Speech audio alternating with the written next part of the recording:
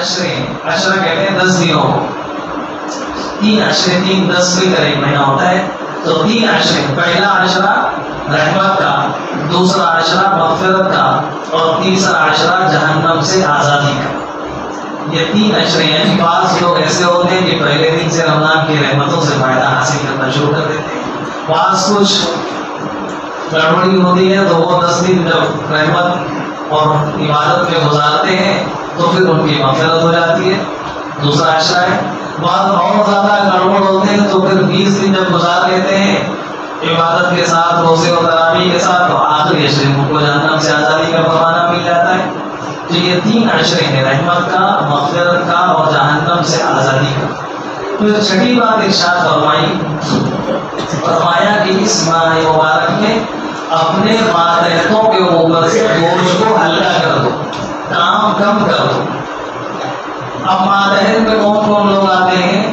ماتحت میں ہمارے ملازمین ہیں، ہم کسی جگہ ہماری دکان ہے، فیکٹری ہے، کسی جگہ کے ہم ذمہ دار ہیں، ہمارے ماتحتی میں ملازمین ہیں، تو ان ملازمین میں اگر وہ روزے دار ہیں، روزے دار نہیں ہے تو پھر تو کے لیے رمضان ہے، رمضان سب برابر ہے۔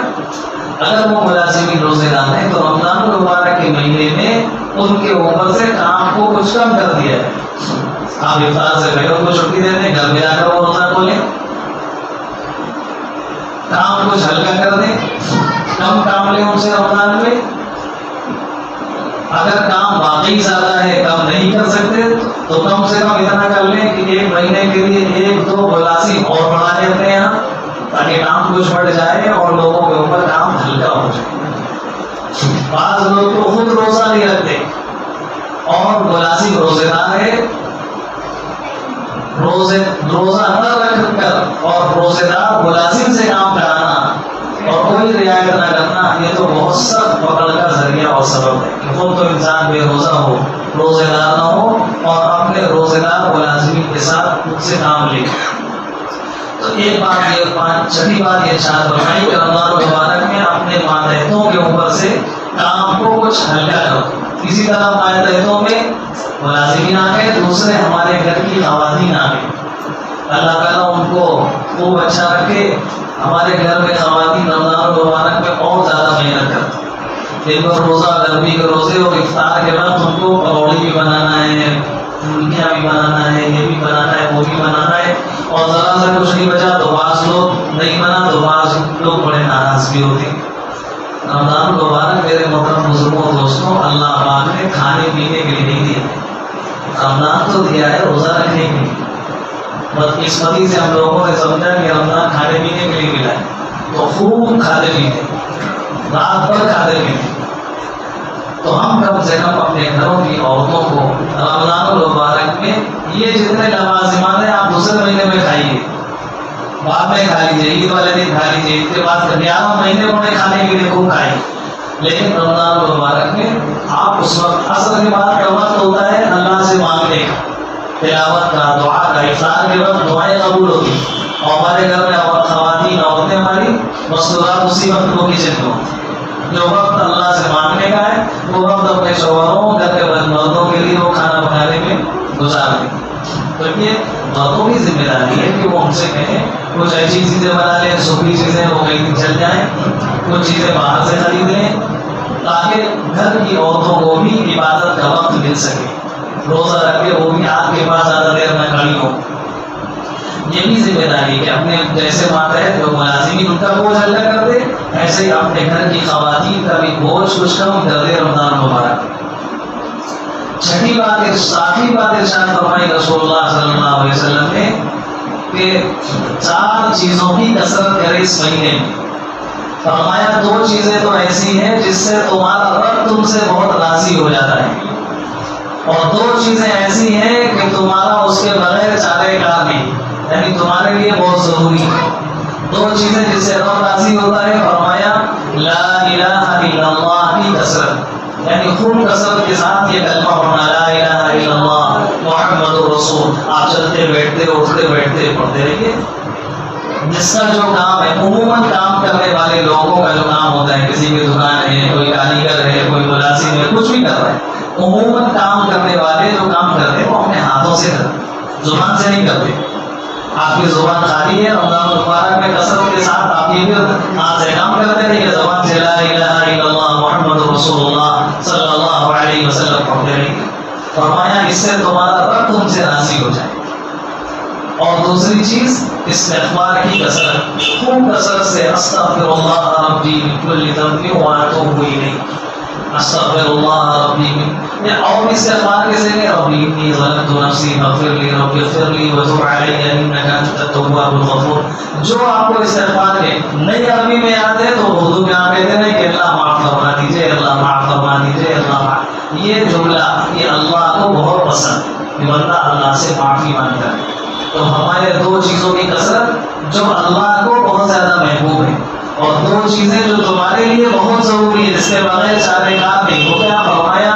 جنت کا سوال کرو خوب کثرت سے، اللہ سے خوب مانگے کہ اللہ ہمیں جنت الفردوس میں جگہ عطا فرما دے، اے اللہ ہمیں جنت الفردوس میں جگہ عطا فرما دے، اے اللہ ہمیں جنت الفردوس میں جگہ عطا فرما دے.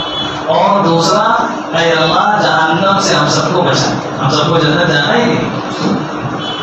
یہ رمضان المبارک کا مہینہ اللہ نے دیا اسی لیے کہ ہم کثرت کے ساتھ جنت کی دعا مانگیں اور جہنم سے پناہ مانگیں. اور ایک بزرگ نے لکھا ہے کہ اللہ پاک جس کے حق میں جنت جانے کی دعا قبول کر لیں، جس کے بارے میں قبول کر لیں کہ اس کو جنتی بنانا ہے، اس کو جنت میں بھیجنا ہے، تو پھر اس کو جنت والے اعمال کرنے کی توفیق عطا فرما دیں. پھر وہ جہنمی اعمال گناہوں کی زندگی نہیں گزارے. جس کے بارے میں فیصلہ ہو گیا دعا اللہ نے قبول کر لی جس دن کہ ہاں اپنے اس بندے کو جنتی بنانا ہے، اسے اتنی دعا مانگی، بس اللہ تعالیٰ پھر اس دن سے نیک اعمال کرنے کی بہت توفیق عطا فرمائے. جس جگہ جہاں بھیجنے کی توفیق عطا فرمائیں گے، جس جگہ بھیجنے کا فیصلہ فرما دیں گے، اسی راستے پر چلنے کی بھی توفیق عطا فرمائے. اگر جنت کا فیصلہ فرما دیا تو جو راستہ جنت جا رہا ہوگا اس راستے پر اللہ تعالیٰ اسی دنیا میں ڈال دیں. تو فرمایا خوب کثرت کے ساتھ جنت کی دعا مانگو اور جہنم سے پناہ مانگو کہ اللہ ہمیں جہنم سے بچا لیجیے. اسی طرح رمضان المبارک کا مہینہ، اس کا بہت خاص تعلق ہے قرآن پاک سے. جتنی آسمانی کتابیں اللہ نے آسمان سے نازل فرمائی، تمام آسمانی کتابیں اسی ماہ مبارک میں رمضان مبارک میں ہوتی ہیں. پہلے کی بھی اور سب سے آخری میں جو آسمانی کتاب قرآن پاک نازل ہوئی وہ بھی رمضان مبارک کے مہینے میں نازل ہوئی. تو آسمانی کتابوں کا قرآن پاک کا بہت خاص تعلق ہے رمضان مبارک سے، اس لیے خوب زیادہ کثرت کے ساتھ رمضان میں تلاوت کا اہتمام کریں. ابھی سے نظام بنائیں کہ ہم رمضان میں تلاوت کیسے کریں گے، اپنے کاموں کی ترتیب بنا لیں، آگے پیچھے کر لیں اور طے کر لیں کہ کتنے قرآن ہم پڑھیں گے رمضان میں، اتنے قرآن پڑھیں. آخری درجہ یہ ہے کہ کم سے کم ایک قرآن پاک کو سب لوگ لازمت پڑھ لیں، ایک پارہ روزانہ، یعنی آخری درجہ یہ، اس سے کم تو ہونا ہی نہیں چاہیے. اس سے زیادہ جس کو اللہ تعالیٰ نے توفیق عطا فرما دے. اسی طرح اس مہینے میں ایک بہت خاص عمل ہے.